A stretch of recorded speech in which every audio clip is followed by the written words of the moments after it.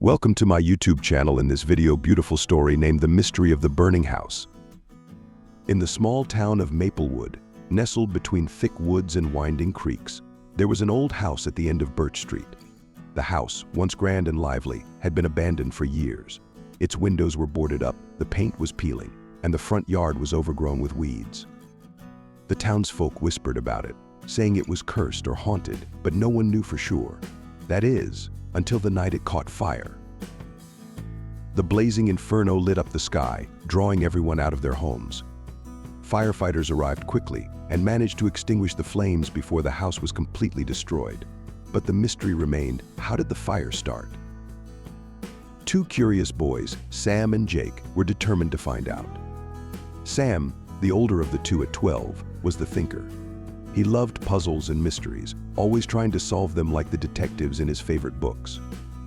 Jake, a year younger, was the doer. He was always ready for an adventure, especially if it involved running, climbing, or exploring. Their trusty companion was Max, a small, scruffy puppy with a nose for trouble. Max had been with them since he was a tiny ball of fur, and he followed the boys everywhere. Together, the trio had solved several small mysteries around town, like the case of the missing baseball cards and the enigma of the disappearing pies. But this was their biggest challenge yet. The day after the fire, Sam and Jake stood outside the charred remains of the house. The air still smelled of smoke, and the ground was littered with debris. "What do you think?" Jake asked, peering up at the house. Sam rubbed his chin thoughtfully. "There's something weird about this. No one's been in this house for years, so why would it catch fire now?" Max sniffed around, his nose close to the ground. Suddenly, he barked and darted toward a pile of ashes near the back of the house. "Max, what is it?" boy Jake called, running after him. Sam followed, his eyes narrowing as he saw what Max had found. Among the ashes was a small, charred object. Sam knelt down and carefully picked it up. It was a matchbox, half burned but still recognizable. "Matches," Jake said, frowning. But who would have been lighting matches in an old, empty house? Sam shook his head. "I don't know, but this could be a clue. Maybe someone was here after all." The boys continued their investigation, searching around the house and talking to neighbors. They learned that a few people had seen strange lights flickering in the windows of the old house a few nights before the fire. Others mentioned hearing odd noises, like footsteps or low murmurs, but no one had thought much of it. Their next stop was the town's fire chief, Mr. Harris, who had been the first on the scene the night of the fire. "Mr. Harris," Sam began, "do you think the fire could have been started on purpose?"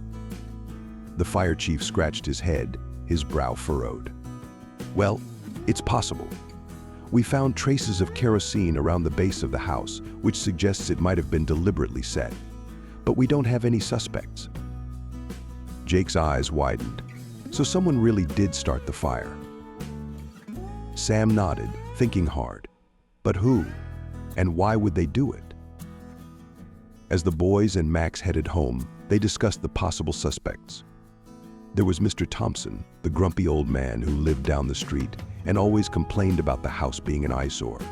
Then there was Mrs. Patterson, who was always going on about how the house should be torn down. But neither of them seemed likely to commit arson. That night, Sam lay awake in bed, replaying everything they'd learned. Something was nagging at him, a detail he couldn't quite place. He sat up suddenly, the answer hitting him like a bolt of lightning. Of course, he whispered to himself, "Jake, Max, we've got to go back to the house. I know who did it." The next morning, the boys and Max hurried back to the burned house. Sam led the way, a determined look on his face.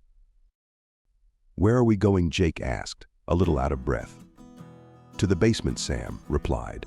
"I think that's where we'll find our answer." The basement was damp and smelled of mildew.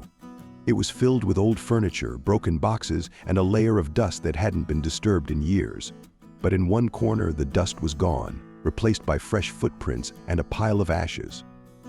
Sam pointed to the footprints. "Look, someone was down here recently, and I bet they started the fire." Jake frowned. But who? Sam grinned. Remember the matchbox we found? It had a logo on it from the old gas station on Elm Street. The station's been closed for years, but there's someone who still goes there, Mr. Peterson, the town's handyman. He used to work there, and he's always scavenging old stuff from the place. Jake's eyes widened. You think Mr. Peterson started the fire? Sam nodded. He's been talking about how the town should rebuild the house and turn it into something useful. I bet he thought if the house burned down, the town would have to do something with the land. Max barked, as if to agree. The boys quickly went to the police, telling them what they had found. The police investigated and soon discovered that Sam was right. Mr. Peterson had indeed started the fire, hoping to force the town to rebuild the old house. When confronted, he confessed, saying he only wanted to help the town move forward. Maplewood was shocked by the revelation, but the town council decided to renovate the house instead of tearing it down. The old house was restored to its former glory, becoming a community center where everyone could gather. As for Sam, Jake, and Max, they became local heroes, known as the kids who solved the mystery of the burning house. And though the mystery was over, they knew there would be more adventures waiting just around the corner. Please do subscribe Master AI Cartoons YouTube channel. See you again. Thank you.